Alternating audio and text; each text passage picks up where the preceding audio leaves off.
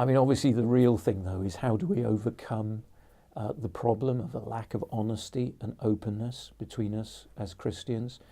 Being open, being honest is biblical, is vital. Paul, when he writes there in 2 Corinthians to a very challenging situation, encourages them by saying, I've opened my heart wide to you. You open your heart wide to me. And I think that underlines the fact that there is huge risk when it comes to being open and honest about the struggles and the battles and the challenges that we have in the Christian life. The payoff is great, because when you are able to find a Christian friendship where you can be open and honest about your struggles, and it's a friendship of love and grace and care, it can be hugely helpful in our growth in grace. But it's making that step. So how do we develop it? I think it starts by risk-taking and being honest, to open up. We have to be wise, obviously, about who we speak to.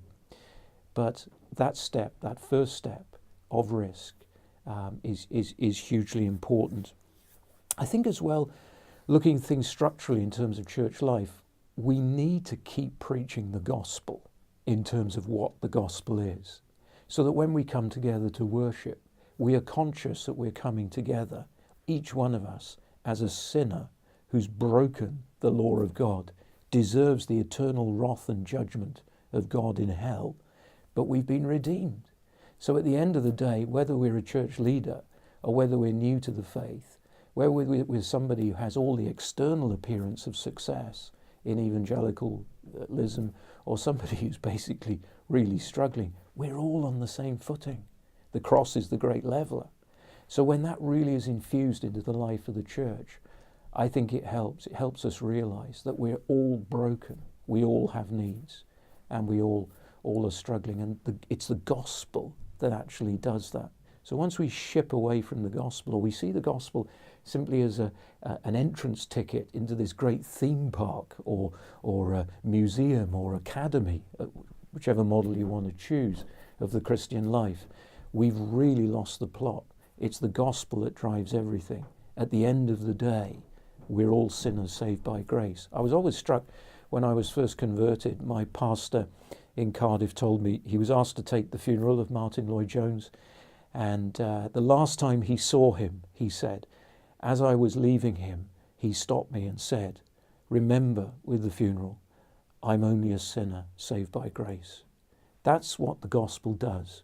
That is massively important, that infuses our understanding and drives it. There are lots of other things we can do. I mean, leaders, I think, need to demonstrate weakness. That is really hard. We live in a materialistic culture where success is all about strength, good, strong leadership, modeling impressiveness. But actually the New Testament gives us something very different. Again, Paul, when he writes in 2 Corinthians, how does he begin? Well, he speaks about how, 1 Corinthians, he tells us God has chosen the weak things of the world to shame the strong. And that is hugely significant, isn't it? And he begins 2 Corinthians by saying, I don't want you to be uninformed about the difficulties we faced in Asia. We were under so much pressure. He says that we despaired even of life itself. The sentence of death was within us.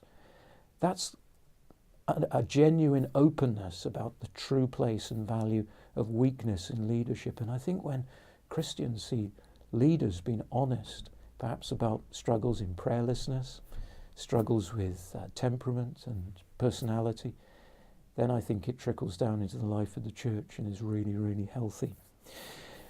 I'm sure there are an awful lot more things you can say about ways in which we can develop honesty and openness, and we need to keep talking about this, because reality and authenticity, I know we're not supposed to say authenticity today, everyone's talking about that, but at the end of the day, we're to be real about who we are in Christ. And who we are and what we have is nothing to do with us. It's all of his grace. And as we struggle to live for him, godly and Christ-like lives, we just need to be open with one another about the challenging nature of that. And we need to pray for one another and support one another in that. So yes, the gospel must dominate. Leaders must demonstrate weakness. and we must learn to trust and take the risk.